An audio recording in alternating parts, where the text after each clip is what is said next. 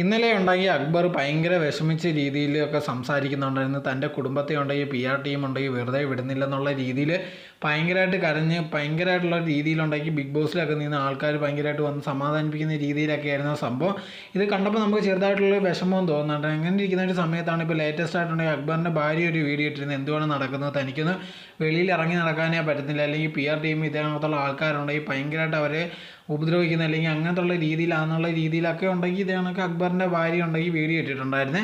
അതേ സമയത്ത് ഒരുപാട് പേരുണ്ടെങ്കിൽ വേറൊരു കാര്യവും പറയുന്നുണ്ടായിരുന്നു. ഇതേ കണക്ക് ഇവർക്ക് ഇതേ കണക്കത്തുള്ള പ്രശ്നങ്ങൾ വന്നപ്പോഴത്തേക്ക് കരഞ്ഞ് സെൻറ്റിമെൻറ്റ് കാണിക്കുന്നുണ്ടല്ലോ. അതേ സമയത്തുണ്ടെങ്കിൽ എല്ലാവരും ചേർന്നല്ലേ ആ അനുമോളെ അവിടെ ഇട്ട് വളഞ്ഞിട്ട് ഇതേ കണക്ക് പ്രശ്നങ്ങളോ അല്ലെങ്കിൽ അവർക്ക് ഭയങ്കരമായിട്ട് ടോർച്ചർ കൊടുത്ത് അതിനൊന്നും കുഴപ്പമില്ല എന്നുള്ള രീതിയിൽ ഒരുപാട് പേര് ചോദിക്കുന്നുണ്ട്. തീർച്ചയായിട്ടും അതും ഒരു കാര്യം തന്നെയാണ്. ഒരുപാട് പേര് പറയുമ്പോഴത്തേക്ക് ഇതേ കണക്ക് അതൊരു സ്ട്രാറ്റജി എന്ന് പറയും. തീർച്ചയായിട്ടും അവിടെ വരുമ്പോഴത്തേക്ക് ഇതേ കണക്കുള്ള കാര്യങ്ങളൊക്കെ നടക്കുന്നുണ്ടായിരിക്കും. അത് തന്നെ നമ്മൾ വെളിയിൽ നോക്കിക്കഴിഞ്ഞാൽ അങ്ങനത്തുള്ള ഒരുപാട് പി ആർ വർക്ക് പോലെ നടക്കുന്നുണ്ട്. അത് പി ആർ തന്നെയാണോ അത് വേറെ എന്തെങ്കിലും ആണെന്ന് അറിയത്തില്ല. എന്നാൽ പോലും കാണുന്ന എല്ലാവർക്കും അത് പി ആർ പോലാണ് തോന്നുന്നത്. അനുമോളെ ഭയങ്കരമായിട്ട് സപ്പോർട്ട് ചെയ്ത്, പക്ഷെ നോക്കിക്കഴിഞ്ഞാൽ അനീഷിനാണ് ഏറ്റവും കൂടുതൽ പി ആർ ഉള്ളത്. സോ അക്ബർ പറയുന്നുണ്ടായിരുന്നു ഇതേ കണക്ക് എന്തിനാ പി ആർ ചെയ്യുന്നത്, മനുഷ്യനെ ഇങ്ങനെ ബുദ്ധിമുട്ടിക്കുന്ന രീതിയിൽ ഒരു മനുഷ്യപ്പറ്റൊക്കെ വേണ്ടതെന്നുള്ള രീതിയിലുണ്ടെങ്കിൽ അക്ബർ പറയുന്നുണ്ടായിരുന്നു.